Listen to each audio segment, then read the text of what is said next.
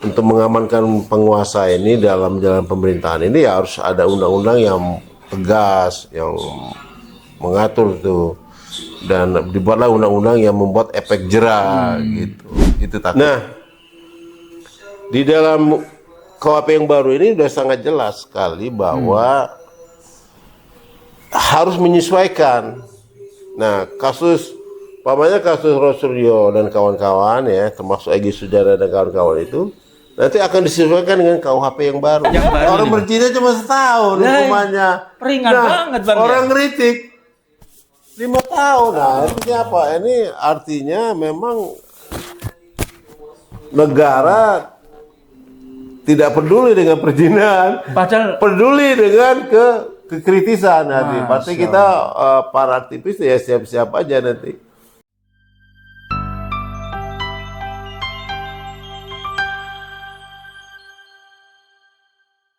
Assalamualaikum warahmatullahi wabarakatuh. Waalaikumsalam warahmatullahi wabarakatuh. Ya, alhamdulillah wa syukurillah wa nikmatillah la haula wala quwata illa billahil aliyyil azim. Ya, sobat netizen, ya. Terkhusus adalah Bang Herman Kadir Channel, Info Umat TV, Update Politik, dan juga YouTuber Pejuang TV, dan juga channel-channel perjuangan yang lain. Alhamdulillah, pagi yang sangat cerah ini saya bisa khusyuk ini, ya, mengejar ini Bang Haji Dr. Herman Kadir. Salam barokah Bang. Masya Allah. Alhamdulillah. Ya, beliau ini insya Allah sebentar lagi juga akan menyelesaikan doktoralnya di Malaysia. Profesor, subhanallah, sorry Bang, ya Allah, luar biasa ini Bang ya. Sudah doktor, profesor ini, tapi ini profesor yang asli. Luar biasa ini. Dan di Malaysia Bang. Malaysia. Universitas apa Bang? Asian University. Asian University. Ada di googling? Ada.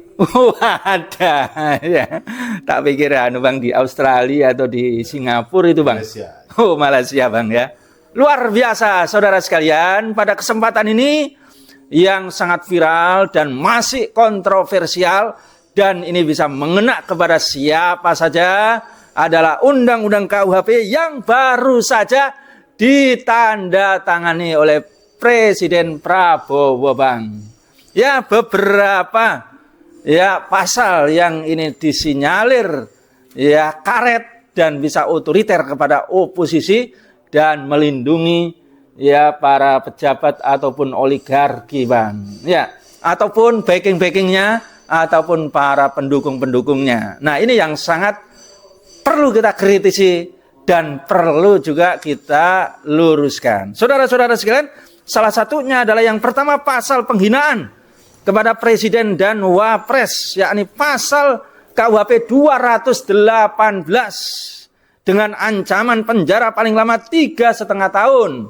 Demikian juga pasal 240 penghinaan kepada pemerintah dan lembaga negara dengan ancaman penjara paling lama 1,5 tahun. Demikian juga pasal 411 ya tentang perzinaan atau persetubuhan ya dengan bukan pasangan yang sah, diancam penjara paling lama 1 tahun saja. Demikian juga pasal 256 unjuk rasa tanpa izin atau demonstrasi tanpa pemberitahuan, diancam penjara 6 bulan. Demikian juga pasal 300 ya ujaran kebencian atau menebar kebencian, diskriminasi sara, diancam hukuman 3 tahun penjara. Yang terakhir ini salah satunya ini ya, penyebaran tulisan dan gambar fitnah. Pasal 301 diancam penjara ya 5 tahun. Bang, bagaimana ini nasibnya kliennya Abang ini? RRT Bang ya. Dengan pasal 301 Bang, itu bisa terkena penyebaran tulisan dan gambar fitnah Bang, yang bisa gambar meme atau video Bang, yang memfitnah mantan Presiden Jokowi, apalagi Fufu Fafa Bang. Nah, berat sekali, Bang. Juga termasuk bisa ini, Bang, ya diseret-seret bahwa dia ini bisa menghina mantan presiden atau wapres, Bang. Nah, ini minimal ini, Bang. Bagaimana, Bang? Abang sepertinya kayaknya ketar-ketir dengan pasal ini, Bang. Atau Abang tambah optimis? Nah, kita kupas ini dengan beliau ini.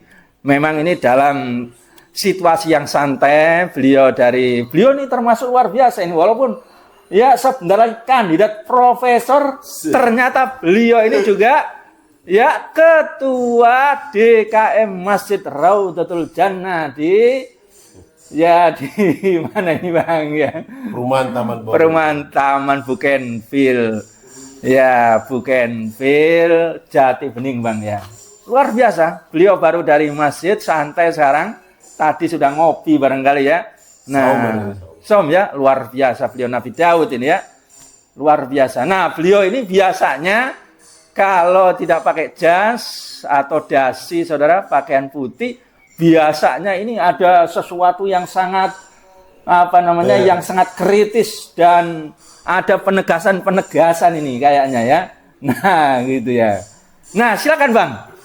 Diberikan perspektif, Bang. Ya, mana yang bisa kritis atau malah menguntungkan RRT, Bang. Silakan, Bang. Ya. Bismillahirrahmanirrahim. Assalamualaikum warahmatullahi wabarakatuh. Waalaikumsalam warahmatullahi wabarakatuh. Alhamdulillah. Alhamdulilladzi arsala rasulahu bil huda wa dinil haqq liyudhhirahu 'ala dini kullihi wa kafa billahi shahida. Asyhadu an la ilaha illallah wa asyhadu anna Muhammadan Allahumma shalli alaihi. Rabbi shrah li sadri wa yassir li amri wa 'uqdatam min lisani yafqahu qawli.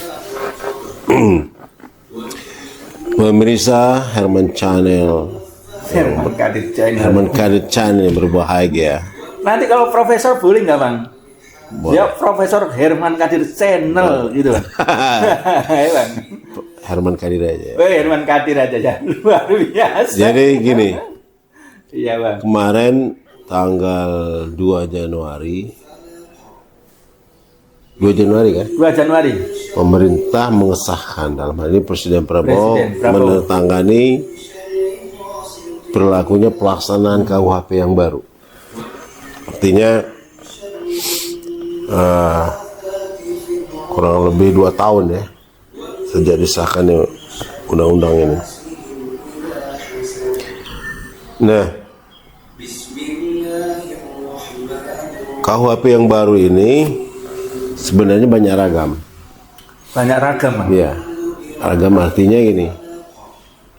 Ada yang menguntungkan terdakwa, tersangka, ada yang tidak menguntungkan tersangka. Tapi penafsirannya Ya biasalah. banyak, Bang. Kalau menurut saya biasalah Oh, itu. biasa itu ya. Penafsiran itu kan macam-macam. Artinya Abang ini selalu menggampangkan ini bagaimana, Bang? jadi gini. Artinya banyak ragam. Banyak ragam. Tidak semuanya merugikan RRT. tunggu, tersangka dan terdakwa ya. Tersangka dan terdakwa. Ya. Jadi gini, khusus para tersangka. Siapa saja, Bang, ya? Ya, siapa tersangka dan terdakwa. Ya, siapa saja. Nah, karena di dalam undang-undang itu jelas dibahas ya. Artinya apa? Ada yang bilang, wah ini otomatis gugur tersangkanya gitu. Ya kan? Ya. Karena undang-undang yang lama tidak berlaku. Tidak berlaku. Wah, gugur. Kayak misalnya ITE 12 tahun. Ya, kayak itu 8 ya, tahun. itu kayak kasusnya Rosio dan kawan-kawan lah. Ya. Itu gugur katanya. Gugur. Dengan Setelah undang-undang. kayak kaji, Ya. di KUHP yang baru tidak seperti itu. Artinya apa? Ya, kalau ini saya udah bikin tulisan ya. Berdasarkan pasal 187 KUHP, ketentuan dari bab 1 sampai dengan bab 5 buku 1 KUHP berlaku juga bagi perbuatan yang dapat dipidana menurut peraturan perundang lain, kecuali ditentukan lain menurut undang-undang. Artinya apa? Ya, artinya, nah di sini di dalam pasal 106.13 KUHP menyatakan bahwa pada saat ini berlaku setiap undang-undang dan perda yang membuat ketentuan pidana yang harus menyesuaikan dengan ketentuan buku ke-1 KUHP. Artinya pasal-pasal yang dikenakan kepada tersangka harus menyesuaikan dengan KUHP yang baru. Nah, di dalam KUHP yang baru ini sudah sangat jelas sekali bahwa harus menyesuaikan. Nah, kasus Rosuryo dan kawan-kawan ya, termasuk Egy Sujana dan kawan-kawan itu nanti akan disesuaikan dengan KUHP yang baru. Yang baru ini, Bang? Iya. Yang tadi ada ya, seperti umpamanya pasal itu, ya, Bang. Itu semuanya harus mengacu kepada KUHP yang baru, menyesuaikan. Nah, ada hal yang menguntungkan sedikit ya, walaupun tidak enak dengarnya, yaitu penyidik ataupun penuntut umum dalam menerapkan pasal-pasalnya itu harus mengambil pasal yang meringankan terdakwa, tersangka. Nah, artinya apa? Artinya umpamanya ada di undang-undang kayak Rosuryo dan kawan-kawan ada kena pasal 32 itu yang ancaman pidana sampai 12 tahun. 12 tahun. Nah, kalau di KUHP di sini kan hanya 5 tahun. Pasal 310 tadi kan? Ya. Ya kan? Pasal 310 itu 5 tahun. Nah, dia ambil yang teringan. Itu. Jadi pasal penghinaan yang di KUHP itu tidak bisa berlaku, di Undang-Undang IT tidak berlaku. Nanti diambil yang terendah. Jadi kalau penghinaan 3,5 301 KUHP ya, pasal 301 kan. Mungkin dia harus memakai pasal 301 KUHP. 12 tadi jadi 5. Ya 5 tahun. Jadi gitu. Jadi nggak boleh menerapkan yang tertinggi. Itu filosofisnya bagaimana, Bang? Perintah undang-undang. Perintah undang-undang. Iya, ini perintah undang-undang KUHP yang baru. Artinya apa? Nah, saya sudah melihat ada beberapa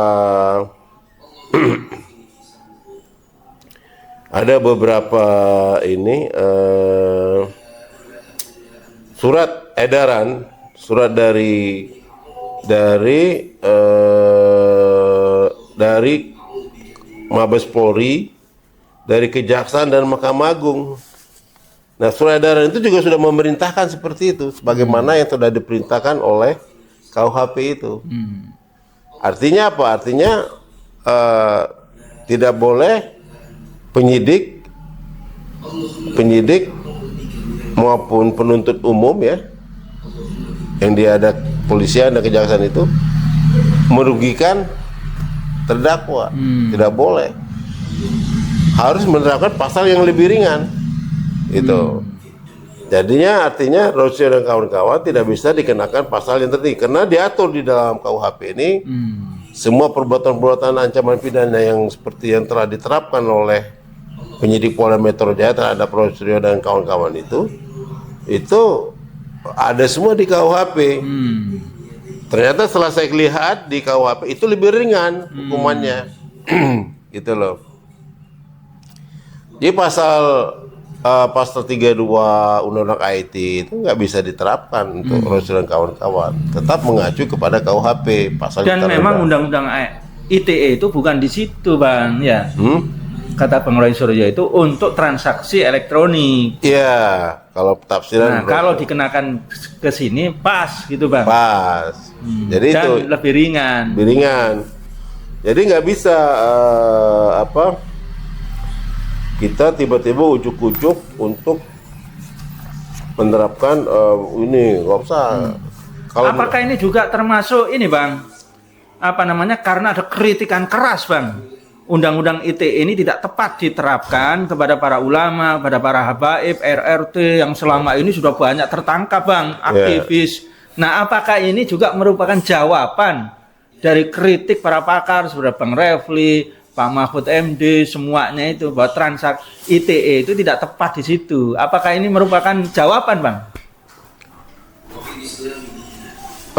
Sebenarnya bukan jawaban. Ini kan undang-undang udah dibahas lama. Udah lama sekali dari mulai tahun 2009. Itu udah pembahasan lama. Karena tidak ada ini, maka ITE lah yang digunakan. Iya, jadi itu. Jadi udah KUHP ini udah lama sekali ya. Dari 2009, 2014 sampai udah berapa periode nih? Nah, periode yang kemarin ini baru disahkan. Artinya memang undang-undang KUHP ini memang penuh dengan apa ya? Tarik menarik. Iya. Dan perdebatan. Perdebatannya sangat alot banget. Ya. Kenapa gini? Hampir semua undang-undang yang dibuat itu selalu pro kepada pemerintah, pro kepada kekuasaan. Nah, pelaku-pelakunya yang mengesahkan yang ada di DPR ini juga seperti itu. Anggota DPR ini selalu pro kepada kekuasaan, pro pada pemerintah. Ini yang menurut saya, maka terjadilah kritik-mengkritik, perdebatan panjang. Wah, itu nggak lama banget itu. Ini udah cukup bagus yang KUHP yang baru ini menurut aku udah cukup bagus daripada pakai KUHP yang lama itu kan. Wah, lama, bahaya sekali lama. Ini udah mendingan ini. Ini agak ringan-ringan semua nih. Pasal supersib segala macam ini segala macam udah nggak ada lagi sini. Gitu loh. Iya, Bang. Jadi kecuali benar-benar apa gitu loh. Nah, disinilah kelebihan daripada pasal-pasal ini, apalagi yang kalau saya lihat tadi kan ancaman pidananya kan ringan semua itu, nggak terlalu berat lah kalau menurut aku. Penghinaan presiden dan wapres cuma 3,5 tahun dulu, mana dapat segini? Dulu 5 tahun, 10 tahun masuk penjara kita, gitu, ya kan? Sekarang cuman 3,5 tahun. Paling lama lagi.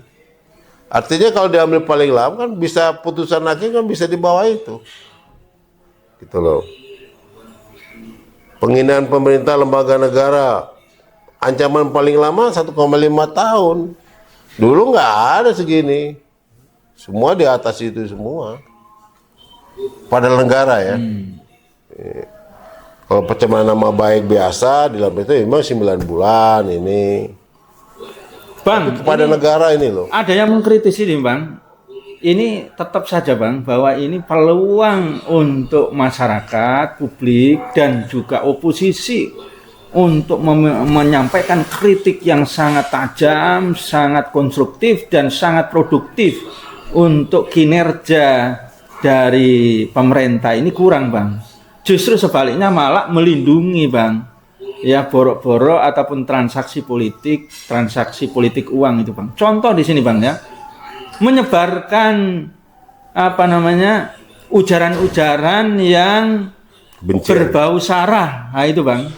Nah itu cuman berapa Bang? 3,5 tahun. 3 tahun Bang. Nah ini juga karet Bang. Ketika kepada oposisi ditambah yang lain jadi 5 tahun lebih gitu Bang. Kena lah dia. Tapi seandainya oligarki yang melakukan caci maki bahkan memfitnah gitu Bang ya kepada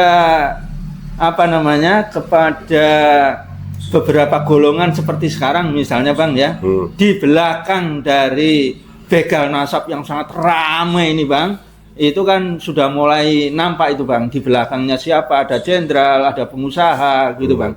Nah ini sara Bang, tapi ketika mengena kepada mereka ini sanksinya rendah 3 tahun Bang, bahkan kurang 1 tahun aja nanti putusannya gitu Bang. Tapi kalau kepada para ulama, para habaib, para aktivis seperti yang dulu ya, Ada aktivis Bas, namanya Alimuddin Baharsa Bang. Ketika ketika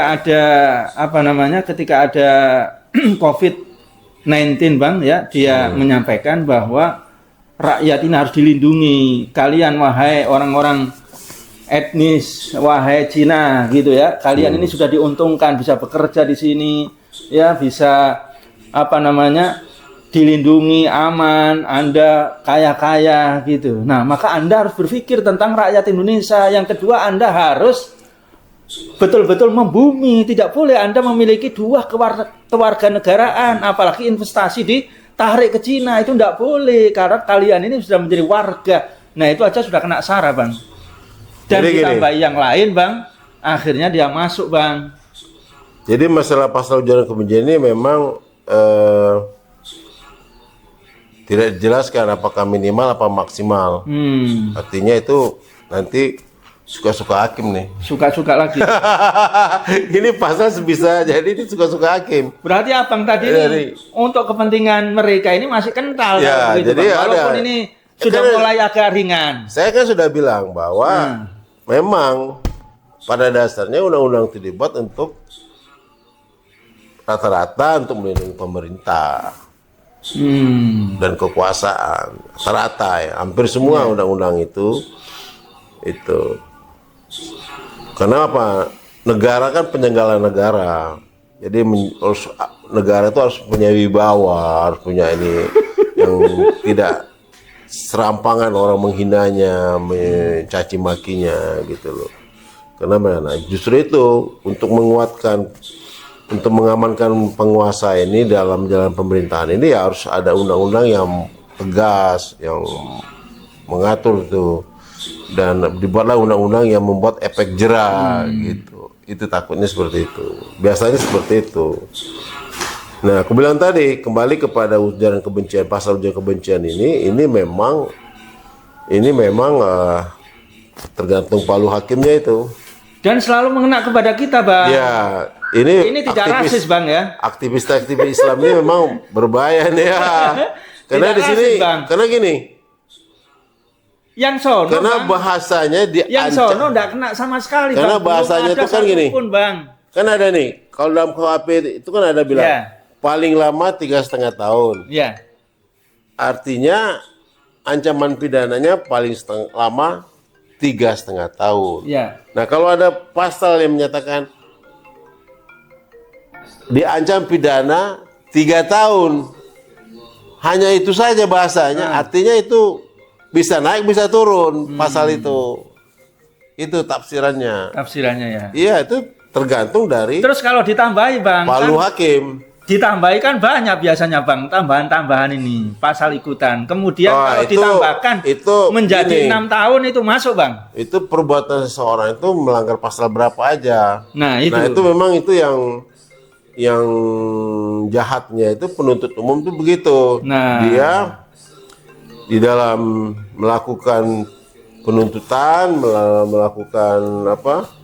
dalam melakukan penuntutan itu dia menerapkan banyak pasal. Pasal selundupan itu, Bang. Berlapis itu. Ya kayak Rosro CS lah. Itu RRT ini lah, Bang. 310, 311, 32, 28, 34, macam-macam banyak pasal. Artinya memang dibuat sengaja untuk berlapis-lapis gitu. Jadi dibuat sedemikian rupa pasal ini untuk memang menghukum seseorang itu supaya terjerat dengan pasal-pasal itu gitu loh.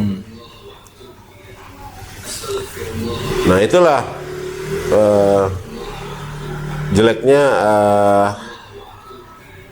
ini pasal yang ada di KUHP ini gitu loh. Apalagi kadang-kadang yang berkaitan dengan Islam, wah itu tinggi hukumannya.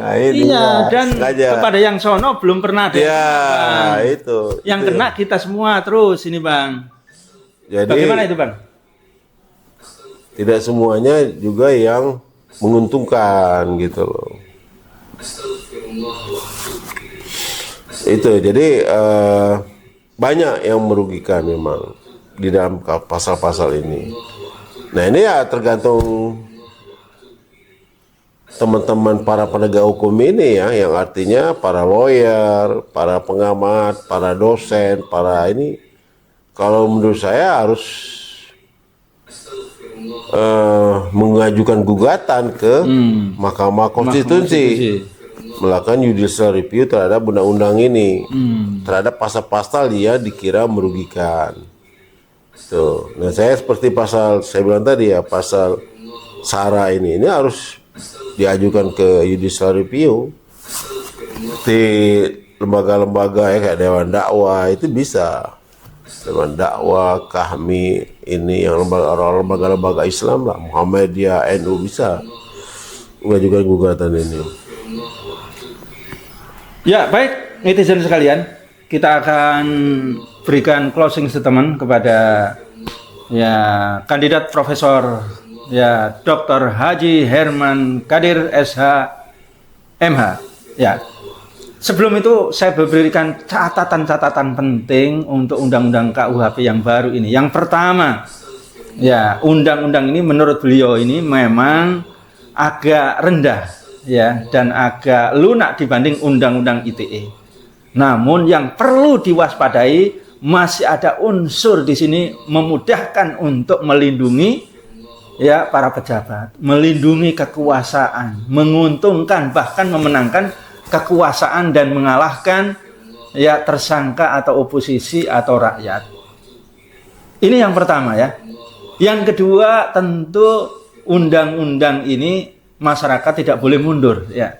Walaupun masih di sini undang-undang ini masih ya bernuansa kapital, namun yang kedua bahwa negara ini masih dilindungi untuk menyampaikan amar ma'ruf nahi munkar. Kritik untuk membangun negara ini salah satunya pasal 28. Karena satu-satunya kekuatan negara itu adalah rakyat. As-sultan lil ummah. Ya, kepala negara itu dipilih oleh rakyat. Maka sesungguhnya kekuasaan itu ada di tangan rakyat. Maka rakyat inilah yang akan menentukan, punya kekuatan yang paling besar menentukan negara ini adil atau tidak, para penguasa ini adil atau tidak, berjalannya hukum ini adil atau tidak. Maka persis yang disampaikan oleh baginda Rasulullah SAW, pentingnya kritik, pentingnya amar ma'ruf nahi munkar, pentingnya menyebarkan kebaikan dan melawan atau menghilangkan kemungkaran. Rasulullah mengatakan mafatihul khairi wa maghaliqul syarri. Ya, umat, para ulama, para aktivis, para pejuang itu ibarat kunci-kunci yang akan membuka segala kebaikan dan kunci-kunci yang akan menutup segala keburukan. Ya, ini satu-satunya jalan yang menjadikan negeri kita ini penguasanya menjadi adil, ya, menjadi bijaksana, pelayan rakyat, dan akan tegak kebaikan, kesejahteraan, dan keadilan. Yang terakhir tentu kita sangat berharap sekali, ya, terus-menerus berharap terjadi sebuah perubahan dengan kita terus melakukan speak up, ya, para ulama, para habaib, para aktivis, para advokat, ya, para doktor, para profesor, para buruh, dan semua elemen, ya, melakukan amar ma'ruf nahi munkar, melakukan, ya, revolusi kontrol publik melalui media massa, sehingga terjadi trial by the press, ya, terjadi tekanan atau terjadi revolusi melalui media sosial.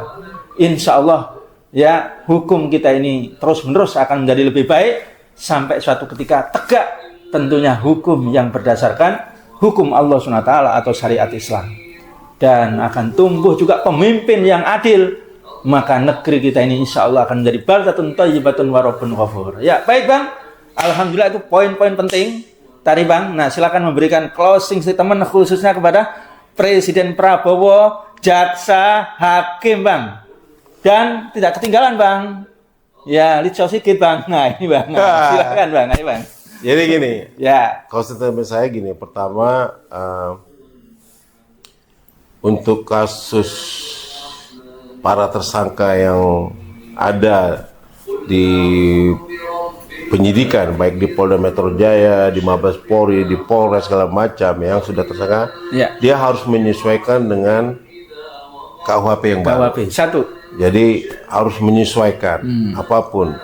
Cuman penyesuaiannya itu diambil yang menguntungkan terdakwa tersangka. Pasti itu Bang ya. Pasti. Itu Tidak boleh kayak kemarin Bang. Nggak boleh. Nah, kemarin ada reformasi kepolisian harus keluar langsung membuat peraturan polisi ya gitu Bang. Gimana sedikit Bang ya Bang? Boleh.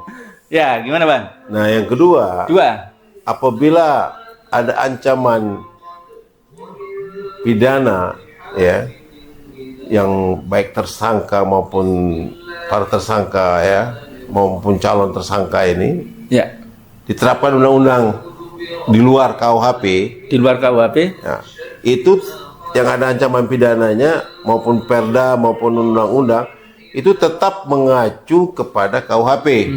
Tetap harus memilih yang terendah juga. Terendah juga. Iya, terendah ancaman pidana yang menguntungkan.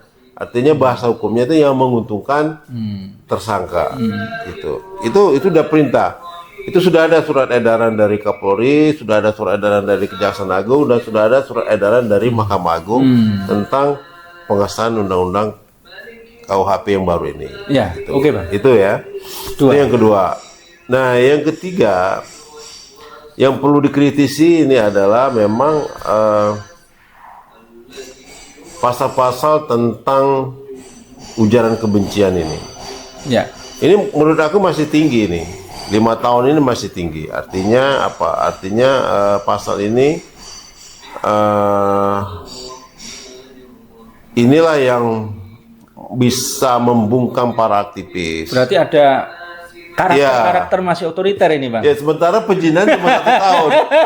Orang berzina cuma setahun hukumannya. Ringan banget Bang. Orang ngeritik 5 tahun. Nah, artinya apa? Ini artinya memang negara tidak peduli dengan perzinahan, padahal peduli dengan kekritisan nanti. Berarti kita para aktivis ya siap-siap aja nanti untuk di ancaman 5 tahun ini.